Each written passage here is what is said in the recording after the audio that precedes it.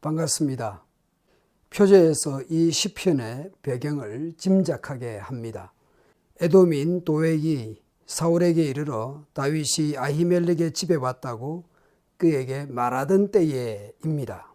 이것은 사무엘상 21장과 22장에 나오는 내용이죠.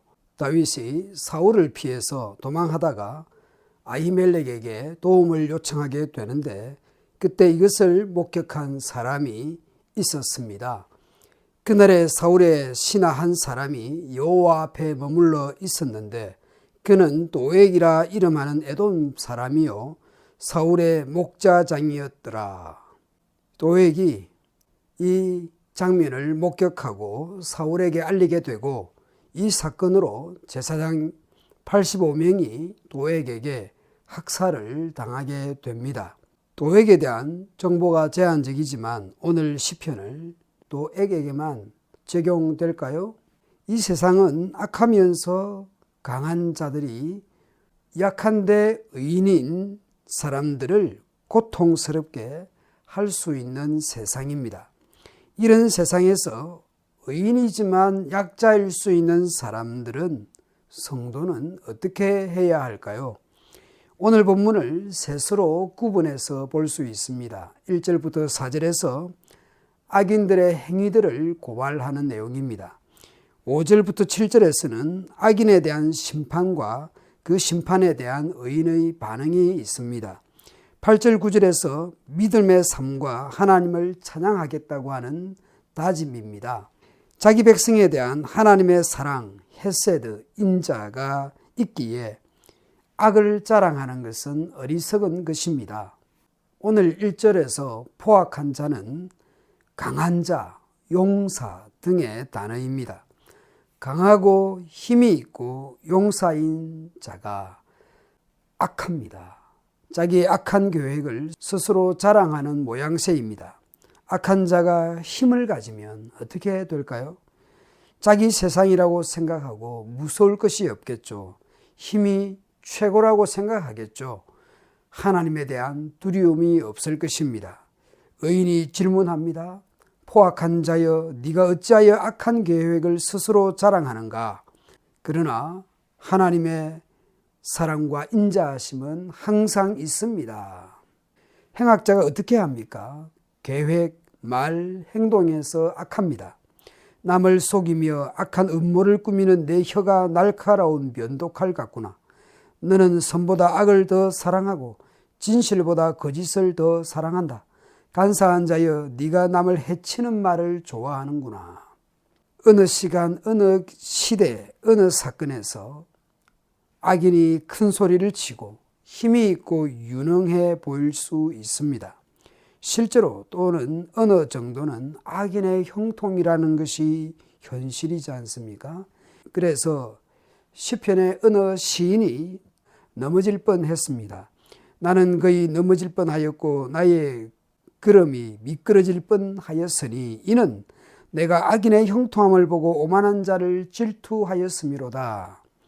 우리 자신도 그런 절망이나 또는 유혹을 받기도 하지 않습니까? 그런데 악인에 대해 하나님의 심판이 있을 것입니다. 5절을 현대인의 성경으로 읽어보겠습니다.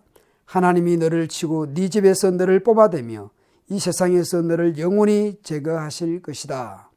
그러자 의인들의 반응이 무엇입니까? 의로운 자들이 이것을 보고 두려워하며 비웃고 이 사람은 하나님을 자기 피난처로 삼지 않고 그의 많은 재산을 의지하며 남을 해침으로써 강해진 자이다 할 것이다. 하나님보다는 눈에 보이는 재산을, 돈을 의지하면서 남을 짓밟고 해서 강해지고 힘을 가진 것이죠. 역사적으로 제국들을 보십시오. 힘과 근모술수로 약한 사람, 약한 부족을 짓밟고 희생시켜서 더 큰 힘을 가지고 그렇게 했습니다. 그렇게 해서 강한 제국이 된 나라들이 영원했습니까? 국가뿐만 아니라 개인도 마찬가지입니다. 이런 상황들을 보면서 시인이 가지는 마음과 자세가 무엇입니까?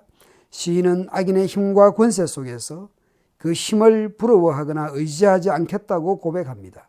자신은 하나님의 집에서 싱싱하게 자라나는 감람나무 같다고 말합니다.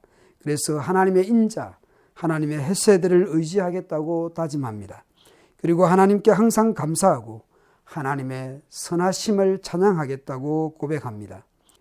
주님의 무엇을 감사하겠다고 말합니까? 주님의 행하신 일입니다. 시인은 어떤 내용으로 주님을 찬양하겠다고 말합니까? 주님의 선하심 때문입니다. 시편 대부분 경건한 주의 백성들이 감사하고 찬양하는 것은 주님의 일하심과 주님의 선하심 때문입니다. 주님의 일하심과 주님의 성품으로 찬양합니다. 내가 얼마나 힘을 가지고 있고 얼마나 재산이 많은지, 내가 가진 세상의 조건으로 인해서 하나님께 찬양하고 하나님께 감사하는 것이 아닙니다. 주님의 성품과 주님의 일하심을 감사하고 찬양하겠다라는 것이죠. 주님께서 일하시는 그 성품을 의지하고 바라보고 찬양하며 감사합니다. 오늘도 내가 가진 세상의 조건이나 나의 처한 상황을 뛰어넘어서 일하시는 그 하나님, 그 일하심의 그 하나님의 성품을 우리가 기억하고 감사하고 찬양해야 할 것입니다. 그 하나님의 일하심의 가장 큰 중요한 것은 예수 그리스도를 통해서 나를 구원하셨다라는 것이고, 죄와 허물로 죽었던 나를 주의 은혜로 또한 주의 사랑으로 우리를 구원해 주신 그 하나님의 일하심을 우리가 찬양하며 감사하며 살아가는 오늘 하루가 되도록 합시다.